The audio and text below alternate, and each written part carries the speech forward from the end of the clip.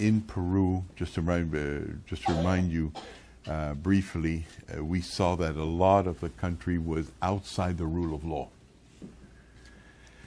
And that the rule of law was a series of definite things that somehow, after over some 50, 60 years since the Second World War, about 2 billion people in the world had a very similar legal system. I mean, you go to the elites of any country, whether it's Peru or whether it is Malaysia or it is Thailand, and there is property law, and there is the judiciary, and there is commercial law, and credit cards are received, and credit takes place, and it is not quite the United States, but it can talk to the United States and it can talk to the West.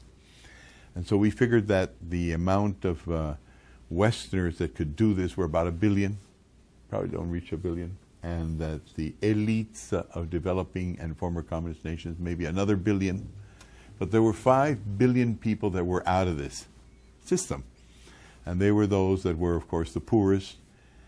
And it really didn't matter as long as they stayed where they were, which is the favorite of the Discovery Channel, National Geographic magazine. And that's just the way they want to live together with the Eskimos and keep them there. And that's all right if that's what they want. But that's not what they want. And that's where you've got a lot of these problem areas around the world. So we call that the informal economy. We prefer to call it actually the extra-legal economy.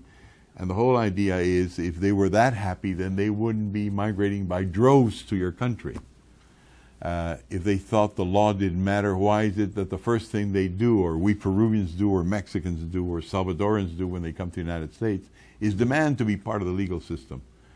And when North Africans come to Europe, what they want to do is also be part of the legal system, but when they stay at home, the last thing they want is the legal system. They work in the shadows. So obviously there's no distaste of law or the rule of law. What there is a profound distaste of bad law.